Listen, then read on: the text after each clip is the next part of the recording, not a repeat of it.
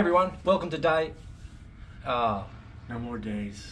It's no more days. No more Are you a days. bit depressed? I was so depressed. I'm getting a little bit better. Post-adventure depression, the struggle is real, people. But I must say, I mean, what you're looking at now, just in the background. It's hard to be too depressed. Yeah. That noise, can you hear that noise in the background? Just listen for a second.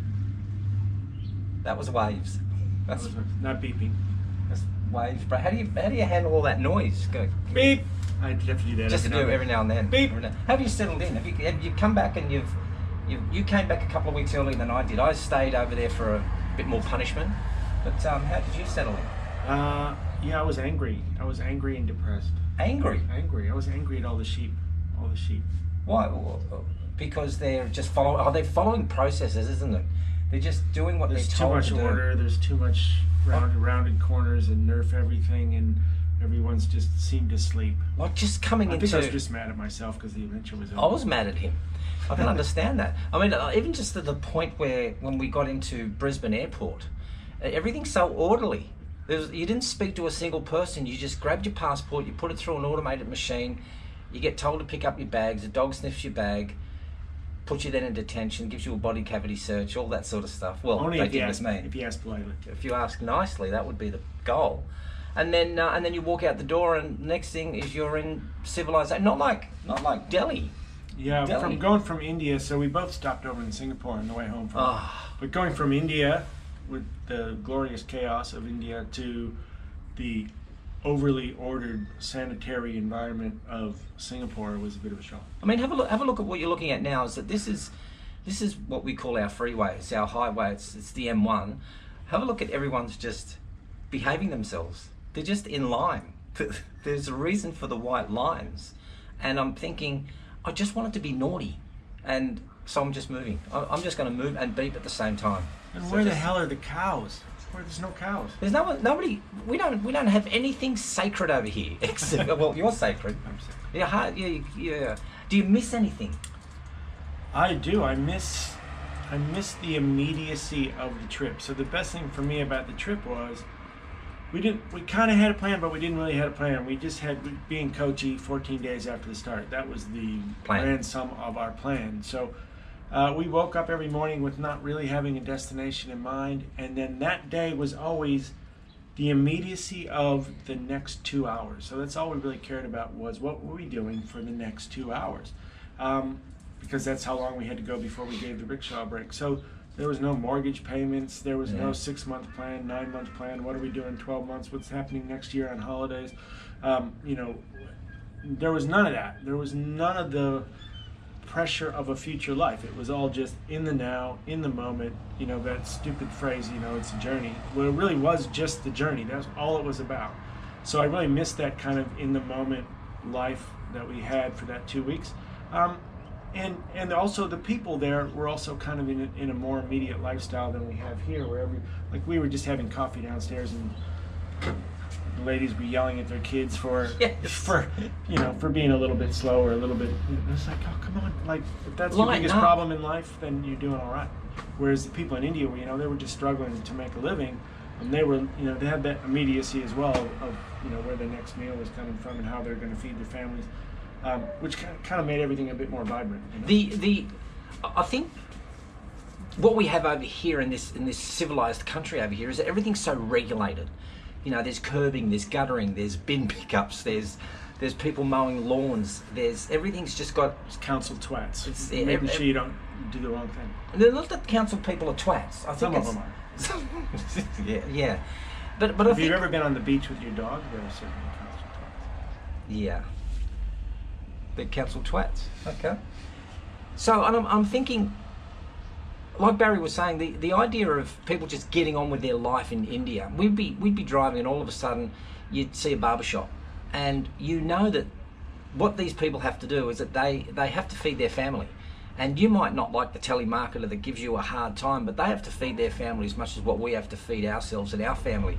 And if they want to set up shop, whether it's a flower stall or they sell incense or they want to cut hair or shave people, they'll just set up a very quick it's like a little mock-up shop, isn't it? And they'll just go, right, you need a haircut, it's going to cost you a couple of bucks, we need to feed our family. But here, You try and set something up down here, and you're going to have somebody on your back telling you that you can't be here, you can't do this, you're not allowed to be here, you've got to stop there, you follow the...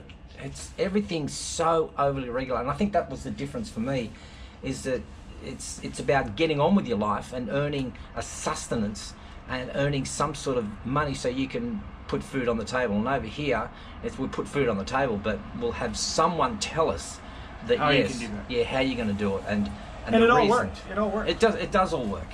You know, I had to have a look at the statistics of the road deaths over there, and in comparison, it is a lot less over there. Only because the road deaths over there, you can't get over those speed humps. Is there anything you don't miss? I'll tell you what I don't. Can I tell you what I don't know? I need to tell you what I don't miss. Is that every day, because there is a lot of pollution over there, is that your nose is filled with just a lot of crap, and that old and that thing just coming. If that hits you, it's like shrapnel in your neck. I don't miss that. My nose is clean now. Have a look. It's clean. It's fresh. So bad. Do you miss anything? I don't miss smelling like petrol all day, every day. Because it didn't matter how hard we tried not to spill it. Like we had to, fill it up with the funnel in the bucket every day. It's getting on your clothes and it's getting on your hands. And the way the petrol was on the roof rack, it was right next to my bag, which is over here. It still smells like petrol. So I don't miss smelling like petrol every day, and I don't miss 42-degree heat for 10 hours at a block. Although I think there is a business that we could sell ODE10 or OD petrol. No. Speaking of petrol, No. No. Yes. We've been filling up Roxy for 14 days straight, having to put all day, every day, 4 times a day, putting petrol in. Petrol. So I came home and I filled up my car with petrol. What's wrong with that? It's a diesel, isn't it? Of course it is. It's a diesel. You've had your car for how long? That's so long. 7 years. 7 years. In my defense, I was sick and jet lagged, but yeah, I did have to pay a hefty, stupid tax for filling my car with petrol. And I can't believe the negativity that some people have had, telling us, watch out for deli belly, or look out for the traffic, or make sure that you wash. Don't drink the water over there. In the time that we were there, and we were there for 3 weeks together, in the time not one bout of sickness, like nothing. And eating at the local hole in the wall, roadside stand, wherever the locals were eating, we were eating. Nothing, zero, nada. And just all the advice from people who have never been there, never done that, never done anything similar, were all quite happy to give us advice, even though they had no idea what they were talking about. We're in a $3,000 rickshaw, 7 horsepower, smells of petrol, pollution all around us, and we jump. How much is an aeroplane? I don't know, but yeah, I got on the latest, greatest high-tech 787 to come home and got a call. Yeah, something's not working right there.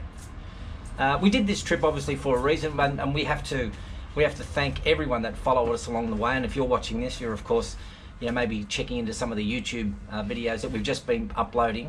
But the charities, the charities have been going really well. We got a couple of lovely letters. We got an article that was published while we were in India. You're having a look at that right now.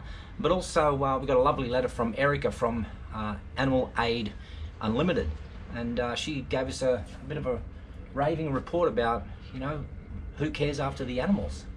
And yeah, so it's really great that we got all you folks to help us meet our a large donation target for the charities that we care about, and we're going to keep you updated as that money gets dispersed and the effect that money is going to have when it hits the street to help those animals in need. The big question that people have been asking through Messenger and Facebook and even personally is, what has happened to Roxy? Well, when we did our Peru trip, we had Rosa, and we wanted to take Rosa back. We thought she was just a gem. She broke down on us 100 times, if not more. Who's exaggerating? And she would have looked great on the mantelpiece here.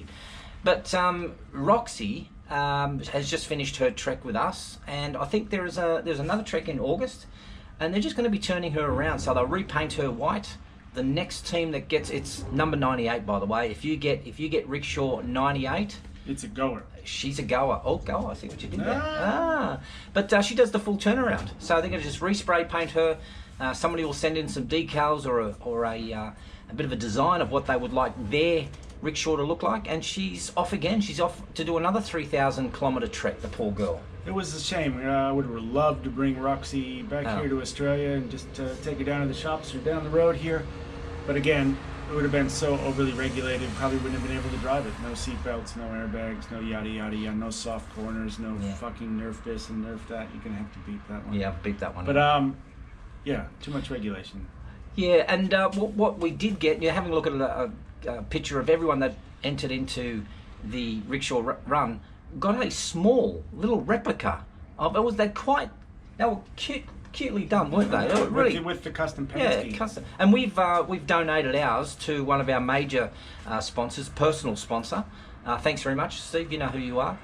Thank you. I hope you enjoy having little Roxy sitting on your mantelpiece, thinking of us, not too intimately though. What's next? What are we going to do next? Yeah, so we are committed. We did this Peru adventure 4 years ago. It took us 4 years before we got around to another one. We're determined not to let that happen. So we are already starting to plan the next adventure, and we'd love you to follow us along and potentially join us on whatever the next adventure is going to be. So we'll be setting up a website shortly called thenextadventure.show, and you can follow all the progress. We've had a couple of ideas on where we might want to go next year for the next one. Yeah. Nepal or Burma or Borneo or something. Alaska. Hey, the ice roads. I want to do we should do the ice road. Be an ice road trucker. But we'd also like to hear what you would like to see us do. So if you've got an idea for the next adventure, by all means let us know in the comments below, and we will figure out what we're going to do next year. But we are determined to make it happen. Yeah, and keep it clean. No more Kama Sutra positions. Yeah, we failed that challenge. We did fail that. Yeah, I'm not going to do that. So we'd love to hear your ideas. Yeah, there's a lot on the go. I mean, I know Barry wants to do 5 marathons. You know, is it 5 marathons in the continent? 7 marathons. 1 marathon on every continent, and that does include Alaska. So 2 down, 5 to go. 2 down, 5 to go. Got to do one. You got to do one in Antarctic though. I'll save that one for last. Yeah. Yeah, that'll be the big one. Maybe we should go there. I don't know. Who knows? Yeah, maybe we should go there. I don't know. But if you want to. We think you should join us. That's what the goal is here. We don't want you to watch us. We want you to join us.